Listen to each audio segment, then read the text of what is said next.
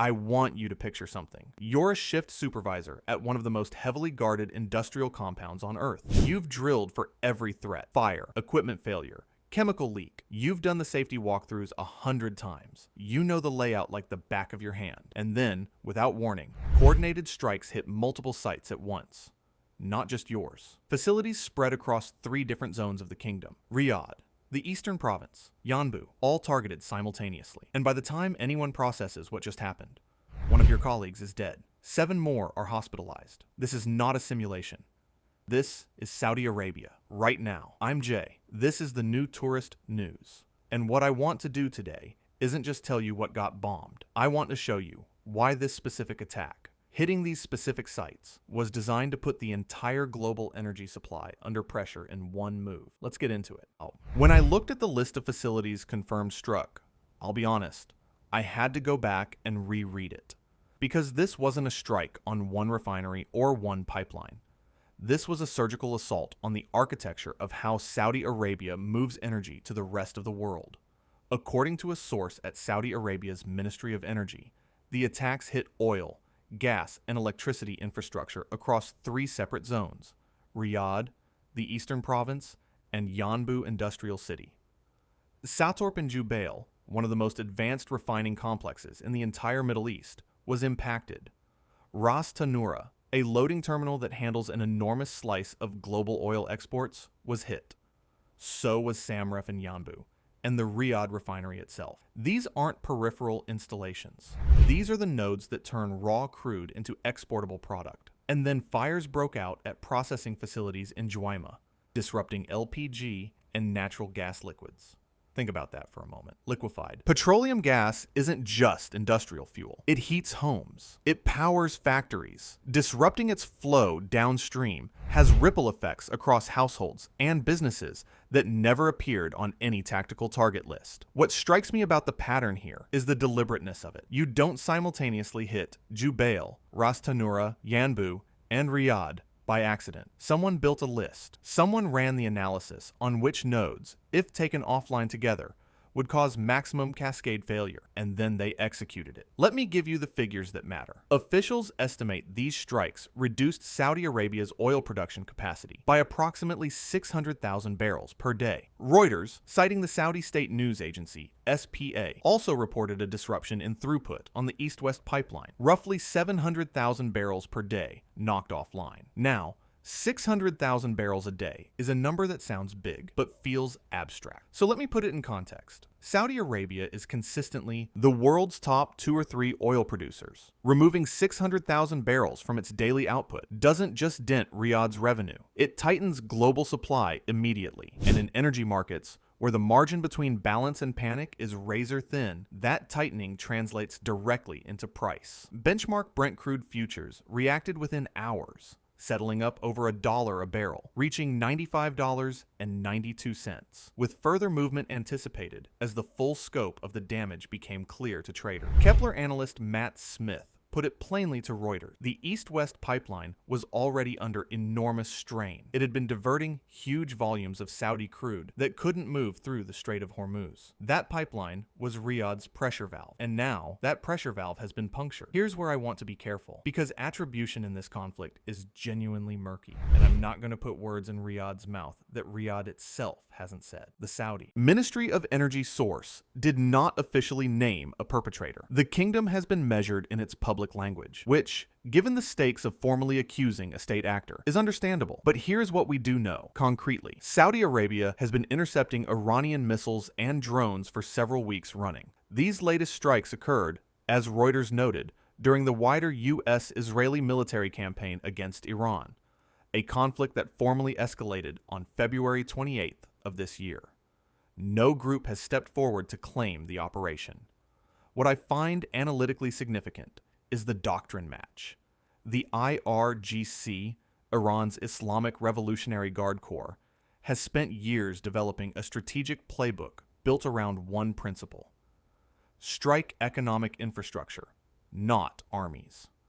Don't fight a conventional war you might lose. Instead, threaten the supply chains the adversary depends on. Create maximum cost with minimum exposure. What happened to Saudi Arabia's energy? Network last week is almost textbook IRGC doctrine. I'm not saying that to close the question.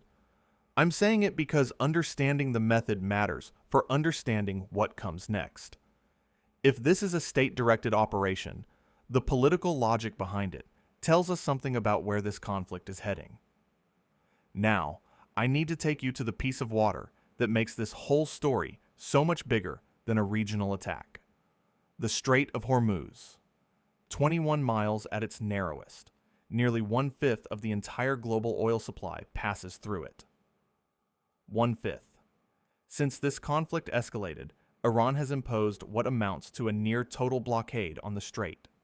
Ships are not moving. Oil is not flowing. And Tehran, in a move that drew pointed international criticism, actually demanded the right to collect tolls as a precondition for even discussing reopening the waterway. Think about what that demand represents strategically. It's not just about money.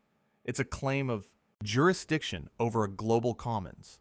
It's Iran saying, we don't just have the military capability to close this strait. We intend to extract revenue from it. That's a fundamentally different kind of escalation. There was a brief window of hope. Iran announced it was reopening the strait as part of a 2-week ceasefire with the United States. But then Israel launched devastating airstrikes on Lebanon. Iran said the ceasefire covered Lebanon. Washington and Tel Aviv both disputed that interpretation. Iran reclosed the strait. So let me draw the map for you plainly. The Strait of Hormuz, blocked. The east-west pipeline, now disrupted by these strikes. Saudi Arabia's 2 viable crude export routes are simultaneously under pressure. There is no easy bypass. There is no quick fix. The infrastructure that moves the world's energy was already under strain before last week. It is now under attack. I want to stop for a moment and push back on something, because I've seen a lot of coverage frame the collapse of the ceasefire as a surprise, as if something went wrong with an arrangement that was working. I don't think that's the right reading. The 2-week U.S.-Iran truce was always structurally fragile.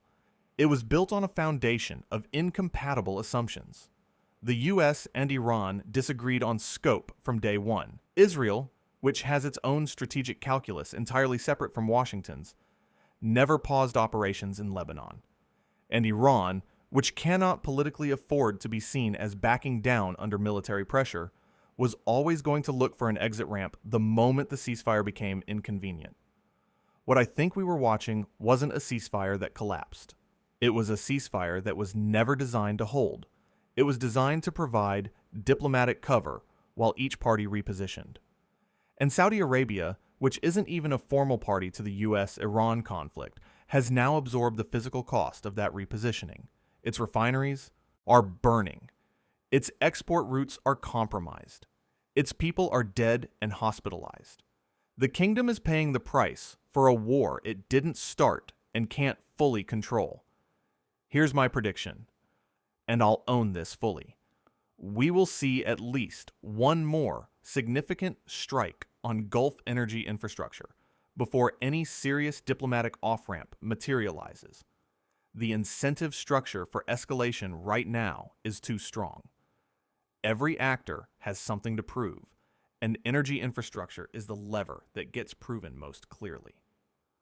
Let me give you the full picture one more time, because I think it's easy to lose the thread when every news cycle is moving this fast. Saudi Arabia, the single most important oil exporter on the planet, has had 600,000 barrels per day of production capacity eliminated. Its east-west pipeline throughput has been disrupted by another 700,000. Its refineries are on fire.